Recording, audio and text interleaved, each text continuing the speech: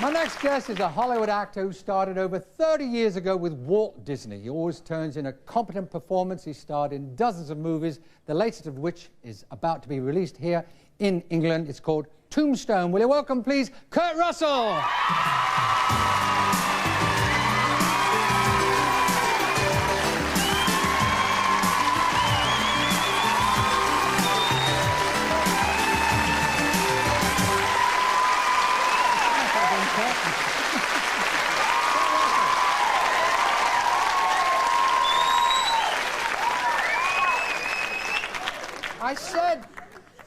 I said that it was over 30 years ago you started. I mean, you don't look old enough to have been... How long? 33? Yeah, 33 years. You don't look old enough to have been acting for 33 years. You need glasses, Dad. No.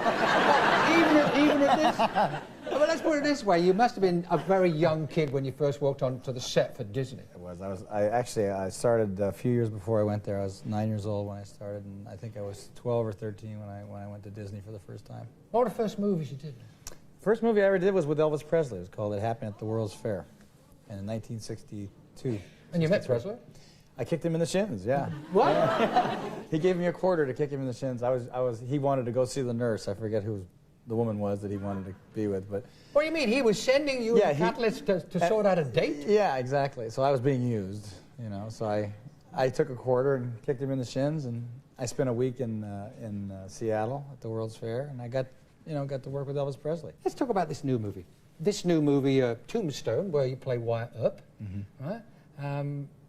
Are we going to learn something new about Wyatt Earp? It's been interesting. It's opened in America, and I'm just found out today that they want to do an article on Tombstone being the surprise hit of the year. It's a picture that many had hoped would sort of disappear because there was many of these projects around, a lot of different westerns being considered to be done. The ones that would, of course, drop away would make it easier for the ones that were going to be done. The interesting thing about this movie is that never before there's been many movies done on Tombstone, Wyatt Earp, Doc Holliday. Never before, for some reason or other, did they ever choose to do Wyatt Earp just as who he was, and Doc Holliday just as who he was. There's a descendant from Wyatt Earp in the movie, isn't there?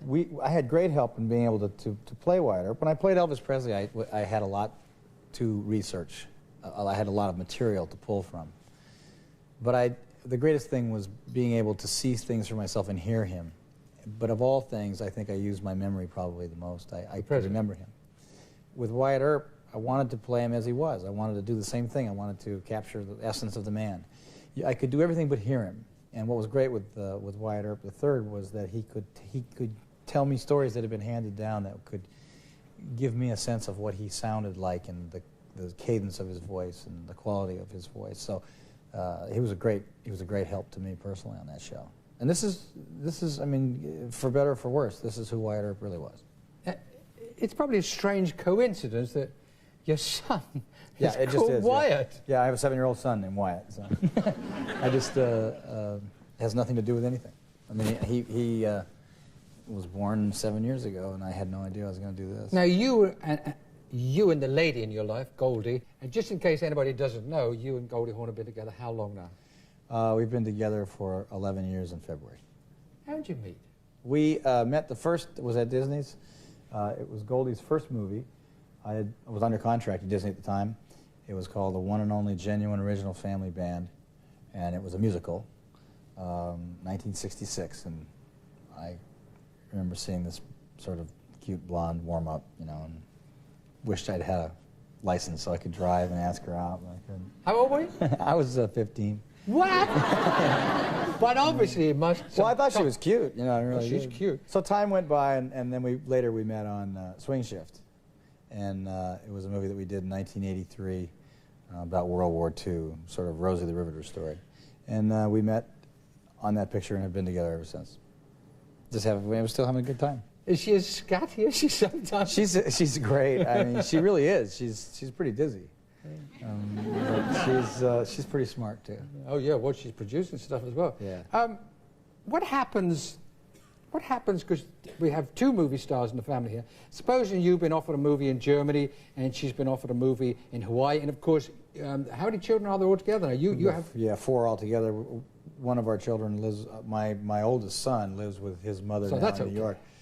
In 11 years so far, we've been able to avoid that, and all I can say is that we've been fortunate, and we've been pretty picky about what we've done, and I've tried to work around Goldie's schedule, and it's easier for me to do that than it is for her to work around mine, because as a man, you receive more screenplays, you read more. Is that a fact? Mm-hmm. Just is, yeah.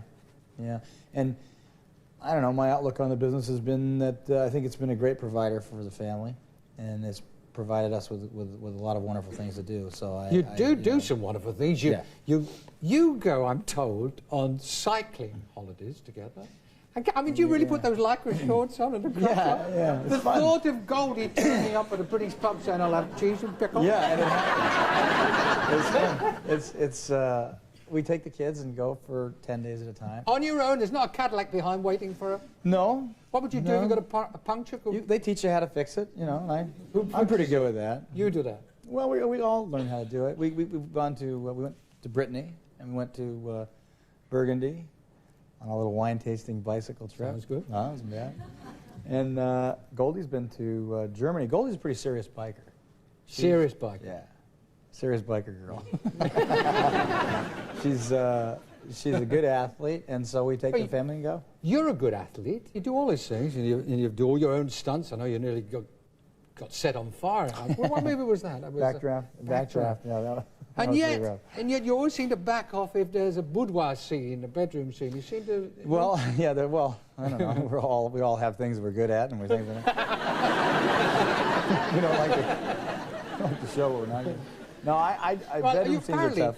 Apparently, you were offered the lead in An Officer and a Gentleman, or that could. Yeah, what happened there was I spoke with the director. It was they wanted me to do that. Taylor Hackford was directing it, and I asked him at one point. I said, "How far are you going to go with these sex scenes here, Taylor?" And he said, "Just a little beyond the point of bad taste." And I said, "That's a little too far for me." But I just old-fashioned boy. Well, I just do think as an actor, I really don't like to be caught faking it. So I don't try. And we all know that when there's sex scenes, they're just flat out faking it, and the actor's sitting there and might as well turn to the screen and say, "Yeah, I'm faking it." You know, so I try to turn the scene into something that looks like we're not faking it, and if you're gonna have a sex scene and you're not gonna make love, then you're gonna fake it. So I prefer to either try to find something that is going to be more integral to the screenplay to move the story along. All that is probably just a bunch of talk for being too chicken. I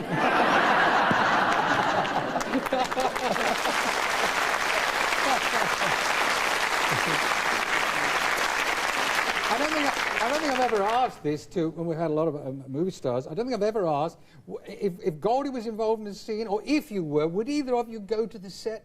Could you watch? Well, we did one together in Swing Shift. Yeah, but that's different. I mean, if you were in a steamy scene with some gorgeous creature, or vice versa. I only remember one time. Actually, we don't. I remember one time she was doing a scene with Mel Gibson in Bird on a Wire, and I was off stage watching, and all I could think about was that there was something that didn't look. One of them didn't look very committed, and so I said, "Come here." I said, "You got to tell him to kiss you. I mean, he's not." You did that? So I guess that when you're doing that, because it's just acting stuff, I always look at it and say, I look at it with the eye of like a director or an audience, and I say, "Come on, I don't believe that. You got to, Not convinced. And so I guess what I'm saying is that when Mel kissed Goldie, I didn't believe it for a second. You played Elvis in a movie. You got some splendid reviews for that. What about the vocals? Can you sing? Did you sing? Or was no, it was done by a man named Ronnie McDowell. Yeah. As a matter of fact, they say that's one of the great pieces of tape in existence somewhere. I used to say to the mic, to the sound man, kill the mic here, because I've got to make some kind of noise. But I have to do something completely different to make it look right. So he'd always kill the mic, and then I'd do the lip syncing to whatever the song was, whatever I was doing. And they said one day they went to Daly's and he didn't kill the mic. And they said that there I am, as Elvis, just like a scream, it's really bad. And they said it's a great piece of tape that somebody's harboring somewhere that I'd like to see it sometime. They probably play it at parties. Yeah. Could you do the movements? Well, you know, when I was doing it, it's an interesting thing. People have always, they ask me now, they say, you know, gee, come on, can you do Elvis? Yeah, come on, can you do Elvis? Yeah, you can't, you know. Sorry to disappoint. I said, yeah, you got that. Good. That's about it. You know, it's funny, when you're going to play a part, you're getting paid to do it, and you suddenly panic, and you say, I've got to get into this and do it, and your brain clicks in, and you go to work. And then the day it's done, it's gone. It's done. It's over. I could no more do that now than, it's like Goldie was saying, she doesn't know how to do The Girl in Laughing anymore. She doesn't even know how to find her voice.